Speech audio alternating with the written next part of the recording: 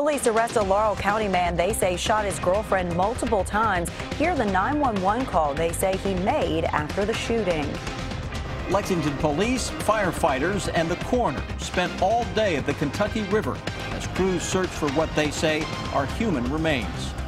It is a beautiful weekend to head out to the Red River Gorge, but this nice weather plus the falling leaves has forest workers concerned.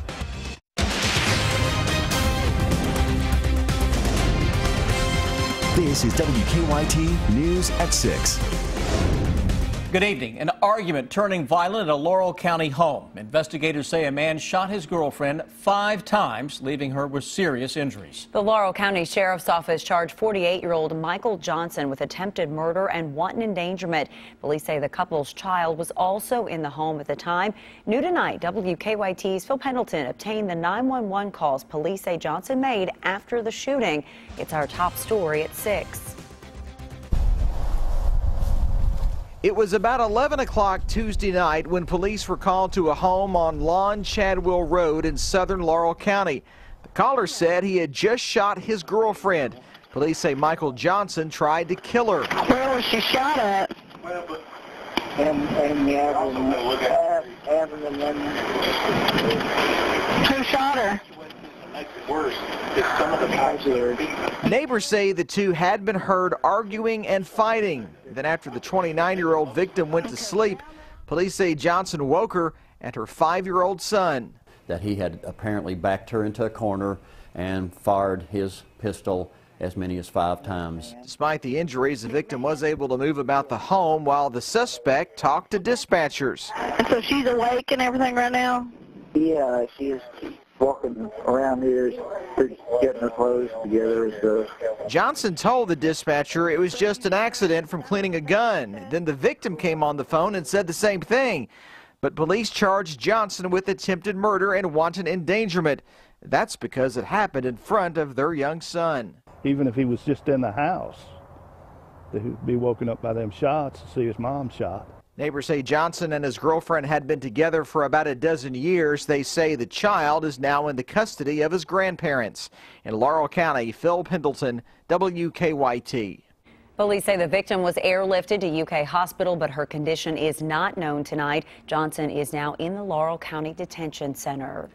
Dive teams spending the day searching part of the Kentucky River. This comes after investigators say they found what they believe are human remains. Lexington police, firefighters, and the Fayette County coroner all on the scene, which is near the Valley View Ferry. How the remains ended up in the river is still a mystery tonight. WKYT's Hillary Thornton has the latest.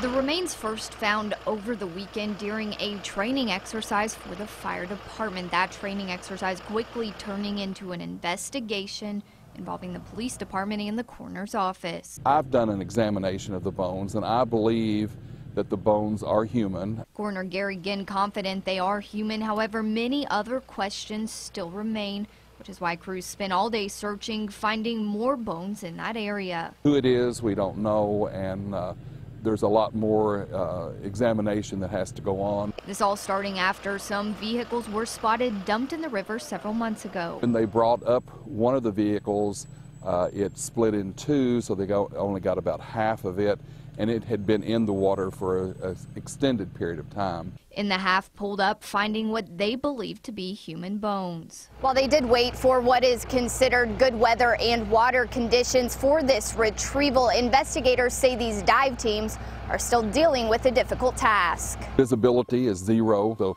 it's going to be a feel thing to the bottom and where they've drugged this vehicle from. Working to find the other half of that vehicle and sifting through the mud. In the process, finding those additional bones. These bones have been in the river for quite some time. Being in the water so long, we might not be able to find any DNA. So we'll have to look at those a lot deeper, and we'll have to have a lot more people try to help us in determining the identity. In Fayette County, Hillary Thornton, WKYT. Also, investigators say at this point they are not sure if those bones found are associated with the vehicle. They say it is possible they could have drifted there. Tonight, Lexington police have launched an investigation into a theft from a parent-teacher association. Police say thousands of dollars in money is now missing from the organization. WKYT's Victor Puente is tracking that investigation tonight. This investigation began earlier today. According to police documents, a suspect has been identified. So far, there haven't been any arrests. In a statement released by the school system, the president of the Parent-Teacher Association's 16th District, which covers Fayette County, said leaders of the Tates Creek Elementary PTA noticed irregularities while doing their annual financial review. District President David Kidd said that led to a review by the state PTA and Fayette County Schools law enforcement. Lexington police tell us they received the case today, and according to their records, that suspect stole $8,020. A school spokesperson said while the PTA supports the school, their finances are completely separate from school district funds, so they couldn't comment on the theft. Kidd said the PTA would take every appropriate legal step. He also said they'd be working with Lexington police during their investigation. In Lexington, Victor Puente, WKYT. The next meeting of the Tates Creek Elementary School PTA is scheduled for November 14th. New tonight, 2 people had to be flown to the hospital after a crash in Pulaski County. It happened just before 8 this morning on Highway 1676 in Science Hill. The Pulaski County Sheriff's Office says a car driven by a 17-year-old hit another car head-on. Investigators are still trying to figure out how that happened. Police say that 2 people in the second car, 36-year-old Crystal Brown and 13-year-old Brandy Brown, had to be airlifted to UK Hospital. Their conditions are not known tonight. Police say the 17-year-old was taken to a hospital in Somerset. New tonight, a Head Start bus flipped on its side during a crash in Lewis County this afternoon. It happened on Highway 59 near Vanceburg. According to the Lewis County Herald, police say the driver of a car told them his foot became caught between the pedals, distracting him and causing the car to hit the bus.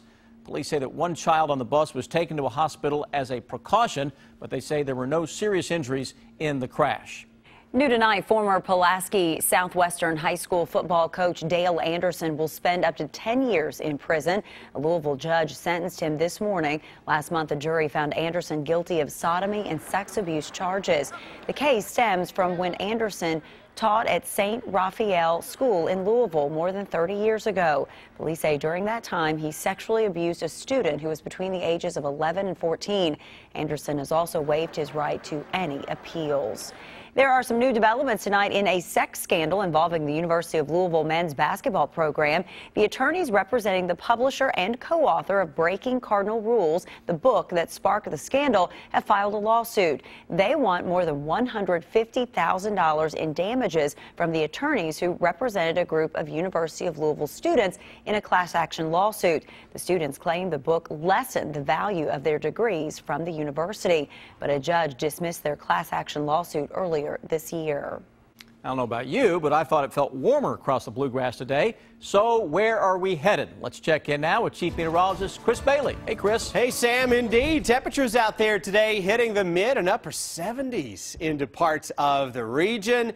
Now we're going to knock it back down a little bit. All part of that little roller coaster ride we've talked about for the past couple of weeks, and starting to see some of the aforementioned changes showing up on our live sky cam. Clouds are increasing on the western skyline as our sun that was out in all its glory today getting clouded over fairly quickly out there. Can you pick out where that warm front is? 66 into Covington, low 70s, Bluegrass and Point South. Western Kentucky hit 80 this afternoon, and it's snowing in Michigan.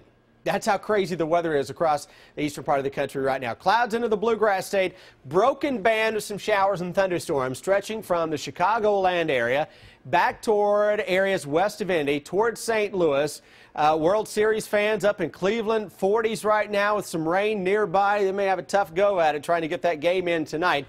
But look at the snow into parts of Michigan while we are basking in way above normal temperatures. That's a cold front that is on the move. That future radar, we hit the fast forward button. We'll take you through the overnight. Watch the clock, that timeline. By midnight, it's probably a little overzealous with some rain into central Kentucky. I think a better chance late tonight, early tomorrow morning, and even there, it is rather scattered. And the deeper we get into the morning, a little better shot for a scattered shower.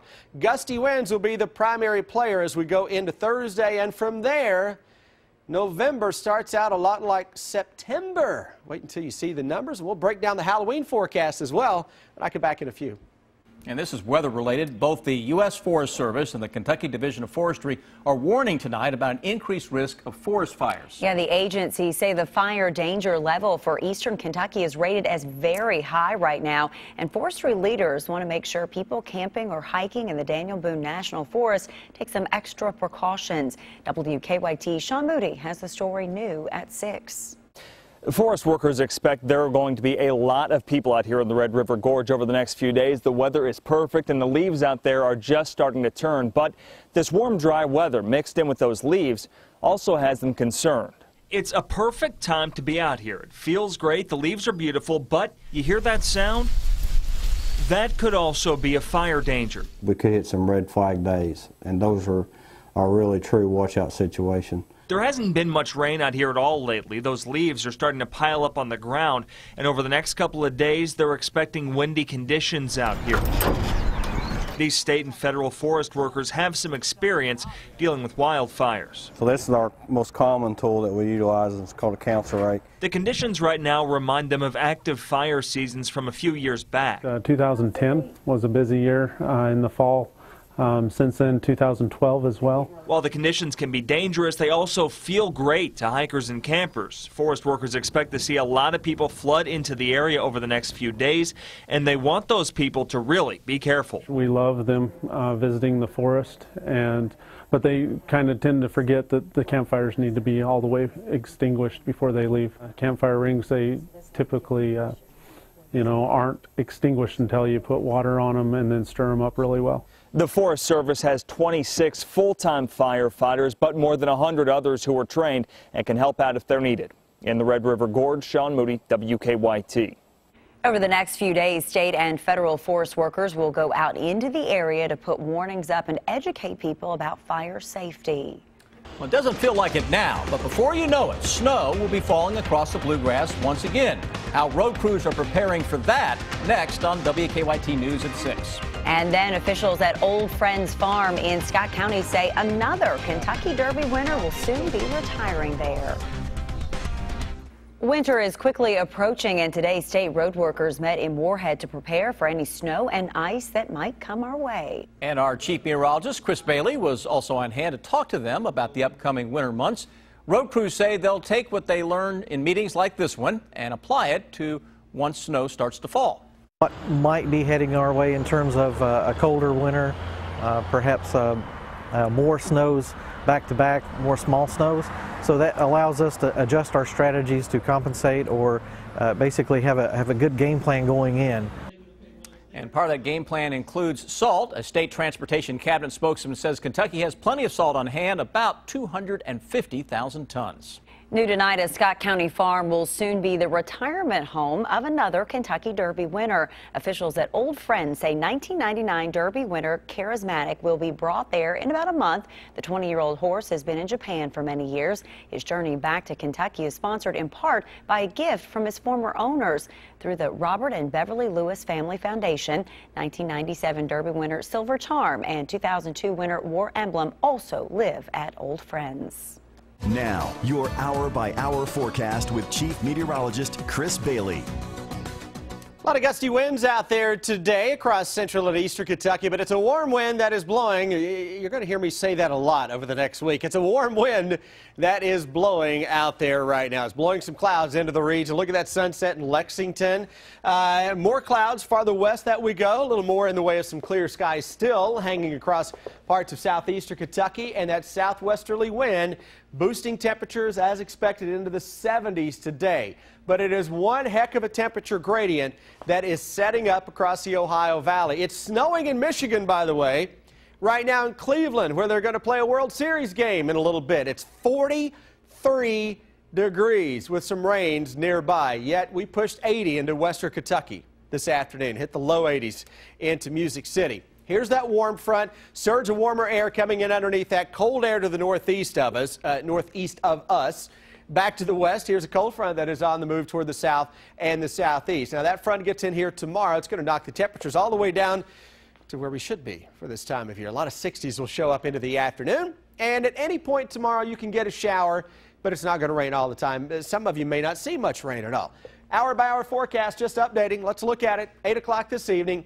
Some high clouds around. We're going to stay low 60s right on through tonight. So a few of us may crank the ACs tonight. If anything, tomorrow morning, numbers may jump up just a little bit. And then we start to see them slide from northwest to southeast. You notice not a ton of green on the map. Don't expect a big beneficial rain tomorrow. May dampen the ground in a few spots. A little rumble of thunder, a possibility. But look at the temperatures. Still flirting with 70 in the southeast, but upper 50s showing up into Covington. Tomorrow evening, chilly air dives in here. Normal chilly air. Upper 30s to low 40s into Friday morning. Some fog that will start out the day, depending on when exactly that fog burns away.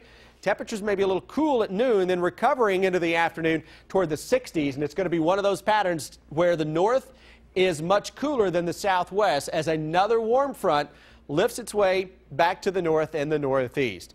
Winds. Talked about this yesterday. And those winds are going to continue to be a big player. We've had them gusting today better than 20. I think later tonight, tomorrow, we could have some gusts 30 to 35 miles per hour at times. So if you drive a high-profile vehicle, you may be dancing around on the roads a little bit tomorrow with those gusts that, again, will spike up as we go throughout the day. Then it is a cooler wind. Hey, did someone mention dancing around a little bit?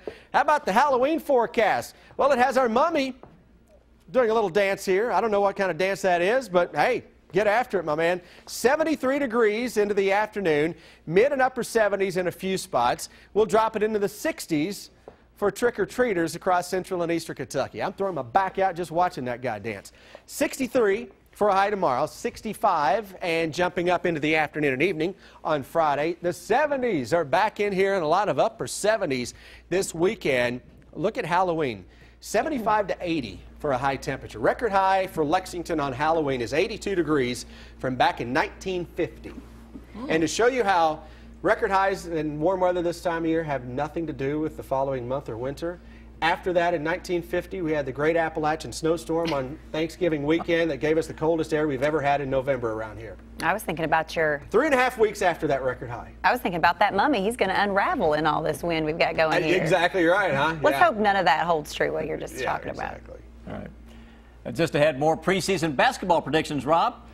The OVC poll is out, and how are the Louisville Cardinals picked to finish in the ACC? And we'll hear from quarterback Steven Johnson, who just seems to keep calm and cool under pressure.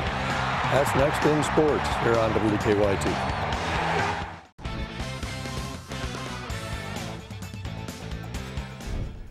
UK quarterback Steven Johnson will make his 5th start this weekend out at Missouri, and for a first-year player, he has been calm and cool under pressure. Last Saturday, Johnson's fumble in the 4th quarter allowed Mississippi State to climb back into the game that UK could have put away earlier.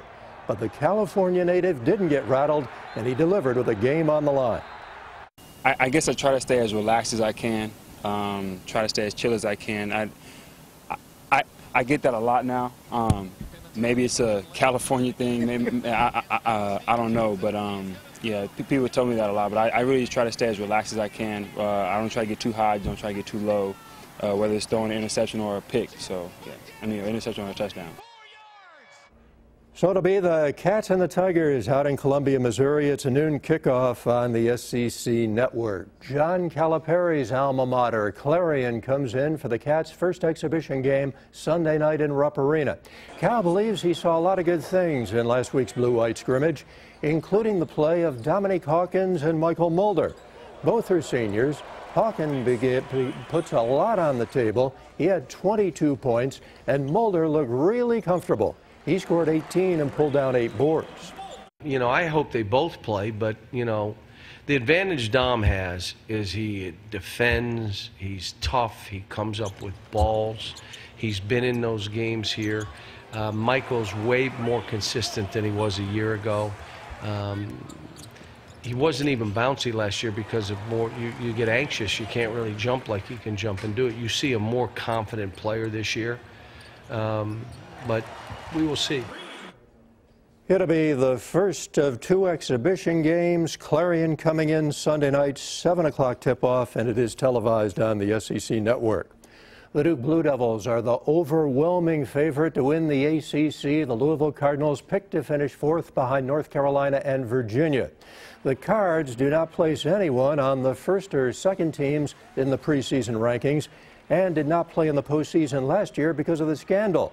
The players know they have a lot to prove this time around.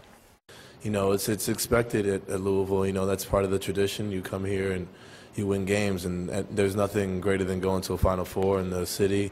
The fact that we have high expectations to get to the Final Four every year and do well in the tournament it adds a lot of pressure, but we all enjoy it, and it's a lot of fun. And the OVC basketball coaches and sports information directors voting on the preseason rankings today. The Belmont Bruins are picked to win the OVC East. Tennessee State is second. Morehead State getting a first-place vote is in third in the preseason, and EKU also getting a vote for first place is picked fifth. Murray State picked to win the Western Division. And the OVC preseason first-teamers also announced former LCA standout Taylor Barnett from Belmont is there, as well as EKU sophomore Nick Mayo and Morehead State guard Xavier Moon. Basketball getting closer and closer. We'll be right back. We are starting to see those clouds roll in tonight. They are thickening up quickly. It's some clouds of change that are blowing on into town. Still a nice little sunset, though, showing up late on this afternoon, a Wednesday, featuring temperatures back into the 70s. We'll track some rain into town with a new hour-by-hour forecast coming up here in just a few minutes on the CW. You are going to earn your keep at 6:30. I know, right? I'm everywhere. All over this newscast coming up. It's the Chris Bailey Show. See you later. Thanks for watching.